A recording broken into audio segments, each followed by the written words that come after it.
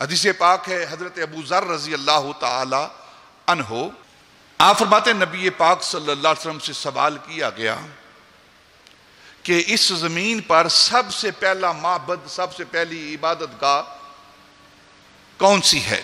تو نبی پاک صلی اللہ علیہ وسلم نے فرمایا کہ سب سے پہلی عبادت گاہ، معبد اول، پہلا اللہ کا گھر، وہ حرم کعبہ کے اندر بیت اللہ ہے۔ وہ کیا ہے؟ بیت اللہ ہے، اللہ کا گھر ہے، کعبہ ہے۔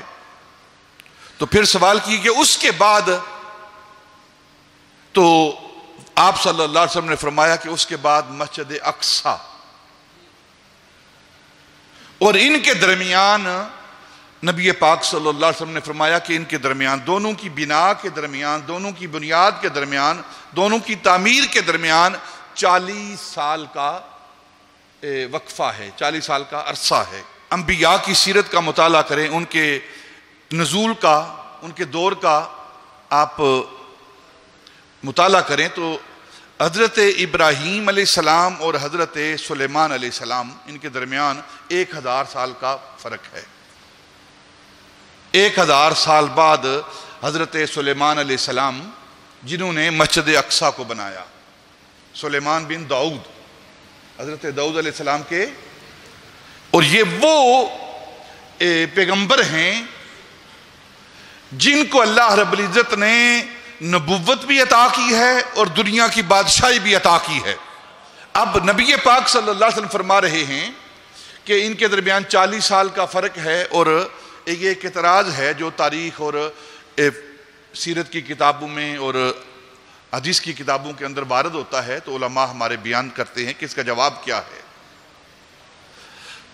فرماتے ہیں کہ اس کی وجہ یہ ہے کہ نہ حضرت سلیمان علیہ السلام اس کے معمار اول ہیں، اور نہ ہی حضرت ابراہیم علیہ السلام کعبے کے معمار اول ہیں۔ سب سے پہلے کعبے کو بنانے والے وہ اللہ کے فرشتے ہیں۔ آسمانوں پر سب سے پہلے فرشتے طواف کرتے تھے۔ اللہ رب العزت کا جو مقام جہاں جو بیان کیا جاتا ہے، عرش اعظم، عرش اعظم کا طواف کرتے تھے۔ پھر اللہ رب العزت نے فرشتوں کو حکم دیا کہ بالکل عرش اعظم کے نیچے ایک گھر بناؤ، اور تم نے وہاں جا کر طواف کرنا ہے، جسے بیت المعمور کہتے ہیں۔ اور پھر بیت المعمور کے نیچے پھر گھر بناؤ، دوسرے آسمان پر، تیسرے آسمان پر، سارے آسمانوں پر ایک گھر بناؤ، ہر آسمان کے فرشتے وہاں جا کر طواف کریں۔ اور پھر اللہ رب العزت نے جو زمین کے فرشتے ہیں ان کے لیے فرشتوں کو حکم دیا کہ زمین پر گھر بناؤ جہاں جا کر وہ طواف کریں۔ تو بالکل عرش اعظم کے نیچے، بیت المعمور کے نیچے، زمین پر جو گھر بنایا گیا ہے اسے بیت اللہ کہتے ہیں۔ سب سے پہلے اس بیت اللہ کو بیت المعمور کے نیچے بنانے والے فرشتے ہیں۔ اس کے بعد پھر حضرت آدم علیہ السلام نے اس جگہ کا انتخاب کر کے فرشتوں کی موجودگی میں ان کی نشاندہی پر اس کو دوبارہ تعمیر کیا حضرت آدم علیہ السلام نے۔ اور پھر حضرت آدم علیہ السلام کی اولاد سے ہی کچھ افراد نے بیت المقدس، جسے مسجد اقصی کہتے ہیں، وہ حضرت آدم علیہ السلام جب انہوں نے کعبۃ اللہ کی بنیاد رکھی، کعبے کو بنایا، بیت اللہ کو بنایا فرشتوں کے بعد، تو ان کی اولاد میں سے، ان کے بیٹوں میں سے کسی نے 40 سال کے بعد مسجد اقصی کو بنایا۔ 40 سال کے بعد۔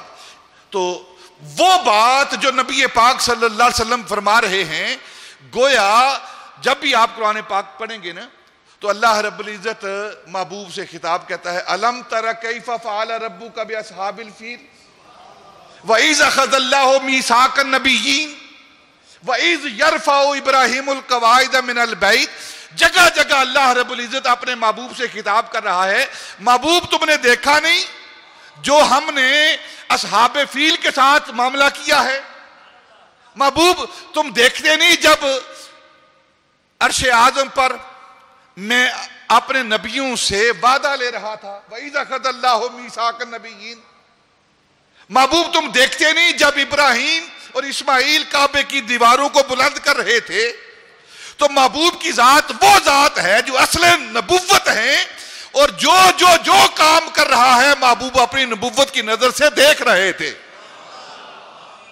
اس لیے نبی پاک صلی اللہ علیہ وسلم نے یہ جواب دیا کہ جو اس کی تعمیر اول ہے, جو اس کی پہلی تعمیر ہے, آدم علیہ السلام نے کی, اور آدم علیہ السلام کے بعد ان کے کسی بیٹے نے مسجد اقصی کی تعمیر کی ہے, تو ان دونوں کے درمیان 40 سال کا فرق ہے.